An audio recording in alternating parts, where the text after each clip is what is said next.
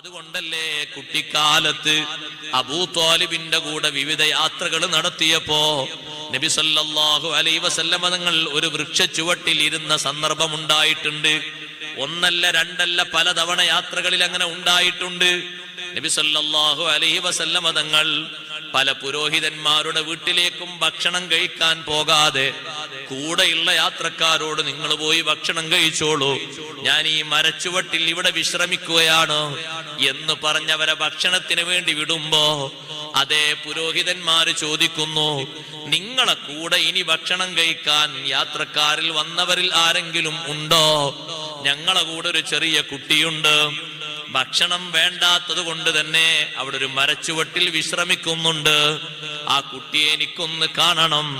കാണാൻ വേണ്ടി വരുമ്പോൾ പുരോഹിതന്മാര് കാണുന്നത് മരച്ചില്ലകൾ മുഴുവനും നബി സല്ലല്ലാഹു അലൈഹി വസല്ലം തങ്ങളിലേക്ക് വണങ്ങിക്കൊടുക്കുന്നു. അപ്പുറത്തും ഇപ്പുറത്തുമുള്ള ഒട്ടകങ്ങളും മാൻപേടകളും ആടുകളും തങ്ങളെ മുന്നിൽ വണക്കത്തോടെ വിധേയപ്പെട്ടുകൊണ്ട് വന്നു നിൽക്കുന്നു.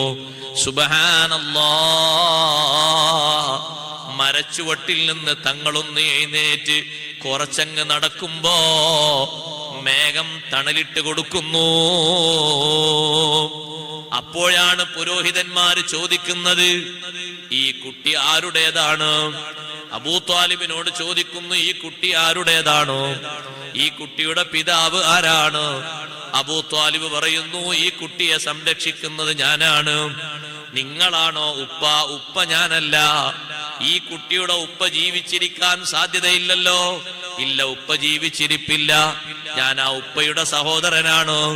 എന്നാൽ ഞങ്ങൾക്ക് മനസ്സിലാകുന്നത്, പുരോഹിതന്മാര് പറയുന്നു, ഞങ്ങൾക്ക് ബോധ്യമാകുന്നത്, ഹാദൻ നബിയുൽ മുൻതളറു അൽ മബ്ഊസു ആഖിറസ് സമാൻ,